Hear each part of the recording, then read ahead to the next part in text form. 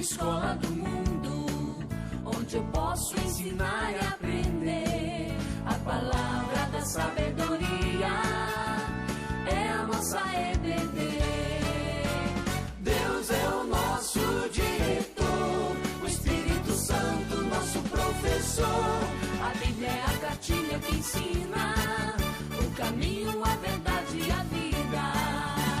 Deus é o nosso diretor, o Espírito Santo nosso professor. A Bíblia é a cartilha que ensina o caminho, a verdade e a vida. Oi, gente da Escola Dominical, voltamos mais um domingo de manhã para fazermos a abertura da Escola Dominical. Antes que os alunos vão para as classes e cheguem para irem para as classes, a gente tem esse momento de abertura. A gente canta um hino, e agora não vamos cantar por razões óbvias, mas nós temos uma meditação antes de irmos para a nossa classe. Nesse período, nessa estação, estamos falando sobre a carta de Paulo aos Efésios. Eu disse que se espremermos esses 6 capítulos da carta de Paulo aos Efésios e fizermos uma frase, eu encontraria a seguinte frase: igreja, corpo vivo de Cristo. Isso quer dizer que o centro da mensagem de Efésios é a igreja. E falei no capítulo 1, já há algum tempo aqui, antes de gravarmos, antes da pandemia, como Deus enxergava a igreja, como Ele criou a igreja na sua mente. E agora estamos falando no capítulo 2, onde que estava essa igreja? Ele vinha buscar uma noiva. Quando ele chegou, viu uma noiva toda suja, enlameada, muito feia, tomada por todo tipo de praga, que Paulo chama de delitos e pecados. Então, Paulo fala como estava a igreja, e lembra que eu falei no versículo 4 do capítulo 2, mas Deus, como Deus mudou a história. Outra vez, Paulo vai usar essa partícula adversativa. Eu falei na semana passada, naquele tempo, lembra? Estavais sem Cristo, separados da comunidade de Israel, sem esperança e sem Deus no mundo. Lembra que eu falei sobre isso? Semana passada.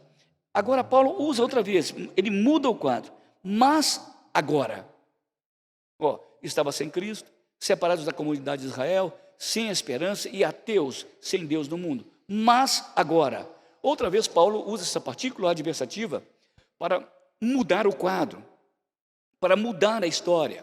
Como Deus mudou a história. E ele usa esta partícula mas. Então, mas agora, em Cristo Jesus. Lembra que eles não tinham Cristo? Não tinham.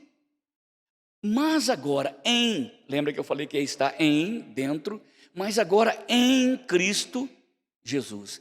Agora eles têm um Cristo. Quem é esse Cristo da igreja? Que colocou essa igreja num status de filho, no status de noiva, no status de judeu espiritual, comunidade de Israel. Quem é esse Jesus? É o Cristo. Mas agora vocês têm Cristo. Mas agora em Cristo Jesus, quando vós que estáveis longe, fostes aproximados pelo sangue de Cristo. Então Paulo estava mostrando qual é o mecanismo que Deus usou para atrair essa igreja para si, para puxar essa igreja para si. Ele diz, mas agora em Cristo Jesus, vós que estáveis longe, põe longe nisso. Lembra que eu falei dos meus pais africanos, meus pais europeus, meus pais índios? Lembra como eles estavam longe? Pega aí o seu tataravô.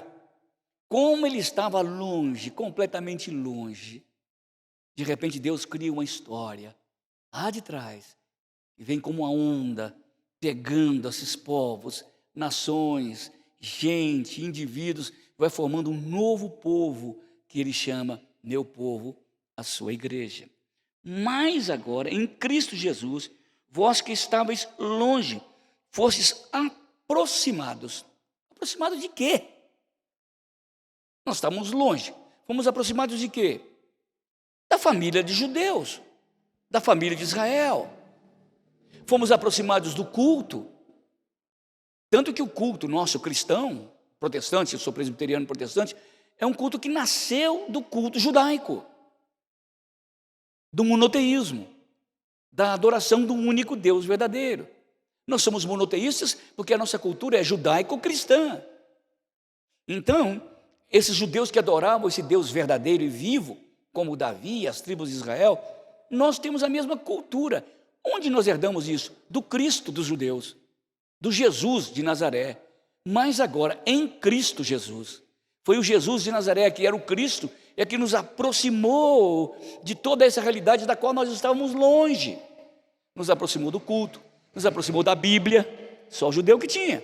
Nos aproximou da lei, nos aproximou da oração, nos aproximou da experiência pessoal com Deus todo dia. A gente andava longe disso, não tinha nada disso. Mas Paulo diz, mas agora, em Cristo Jesus, vós que estáveis longe, fostes aproximados. Agora nós somos bem próximos à nação judaica. Nada que um judeu faz, original, é estranho para nós. Porque a gente entende o que ele está fazendo, porque a nossa cultura veio dali. Nós trazemos, diríamos, uma genética espiritual judaica. Nós somos agora de um novo gene, do Cristo dos judeus, do Cristo amado e esperado para os judeus. Nós já o temos em nós, e nós adquirimos a mesma genética espiritual da esperança que está em Cristo. Mas agora em Cristo Jesus, vós que estáveis longe, fostes aproximados pelo sangue de Cristo. Olha que coisa estranha. Como é que Deus inventa esse negócio? Aproximar dois povos através do sangue de alguém que foi derramado. Desculpa, para mim isso é uma loucura. Se eu não fosse cristão, vamos supor que agora eu com 65 anos, e você era cristão e eu pagão, e você viesse contar essa historinha, entre aspas, para mim, você está ficando louco. Como é que Deus, há 2000 anos atrás, manda alguém que diz que é filho dele, mas que também é filho do homem, que derrama o sangue e pega através desse sangue e aproxima você de um povo que você não conhecia, que você não entendia nada de lei, de culto, e agora você é um cristão? É loucura. Mas foi o modo como Deus fez. Sabe por quê? Para que as pessoas não fossem, se aproximassem dos judeus, do culto, da oração, da fé, da Bíblia, de Deus, de Cristo, do Espírito, não se aproximassem pelo conhecimento humano, pela racionalidade humana, pela filosofia humana, mas pela loucura, concordo, da pregação do Evangelho. Fosses aproximados pelo sangue de Cristo. Coisa maluca, não é? Um sangue que me perdoa. Não tem lógica. Não dá para explicar. Talvez você fale, Cícero, mas isso eu entendo que você nasceu no cristianismo. Aqui ele está falando para pessoas pagãs que nunca tinham ouvido. E ele está dizendo, valorizem isso. Olha o que Deus fez com vocês. Olha o exercício que Deus fez com vocês, pagãos, para que vocês se tornassem judeus espirituais. Fosses aproximados pelo sangue de Cristo. O sangue de Jesus é que perdoa pecados. Se a vida está no sangue, Deus injetou o sangue de Jesus na minha morte, para que ela pudesse me dar vida, matar a morte que estava em mim e me dar vida ressurreta em Cristo. Assim que é a igreja. A igreja é o corpo vivo de Cristo, não porque ela canta bonito, ou sei lá, porque ela ora, ou reza, não é por isso. Ela é o corpo vivo de Cristo, porque ela recebe o sangue vivo de Cristo. É por isso que ela é igreja, é por isso que ela é viva, é por isso que ela é corpo que se movimenta, são células que dão vida uma para a outra, que se transmutam dentro de um corpo, por causa da vida ressurreta de Jesus Cristo. Mas agora, vós que estáveis longe, fostes aproximados pelo sangue de Cristo. Foi o Messias que veio trazer esta esperança ao mundo. Então a igreja vive a partir desse pressuposto. Todo o corpo gira em torno do Messias. Gira em torno do corpo ressurreto do Messias. A igreja recebe vida do Cristo, do Messias. E ela espalha esta vida ao mundo através do corpo vivo de Cristo. Nós somos um conduto, um canal através do qual Deus derrama a vida do seu Filho ao mundo. Todas as vezes que pregamos o Evangelho, que testemunhamos de Cristo, essa vida é aspargida, ela é derramada como a chuva serôdia no mundo. Olha o que ele diz: mas agora, em Cristo Jesus, vós que estáveis longe, fostes aproximados pelo sangue de Cristo. Olha o que ele diz, o próximo versículo, o versículo 14. Porque ele, o Messias, é a nossa paz. Só tinha um povo com o qual Deus tinha uma aliança de paz: judeu. Só os judeus. Nós não tínhamos paz. Imagina, eu fico pensando, às vezes eu estou andando na rua, vejo alguém passando, ou pessoas com carrão, ou então um transeunte, eu fico pensando, se essa pessoa não tem Jesus, como é que ele dorme? O que ele pensa? Será que ele pensa, se eu morrer essa noite, como é que ele acorda? Como é que ele vive? Como é que ele olha para o futuro? Ele não tem paz, porque Cristo é o único que pode trazer essa paz que independe das circunstâncias externas, dessa paz que independe da condição financeira ou social ou geográfica, independe. Porque Cristo é a nossa paz, Ele é o príncipe da paz. Quando Ele foi para o céu, Ele nunca deixou esperança para a gente ser rico ou ser milionário. A única herança que Ele deixou para nós foi essa: deixo-vos a minha paz. A igreja, ela vive em paz com Deus. Por isso que a pessoa sem Cristo, ela vive em completo conflito todo dia.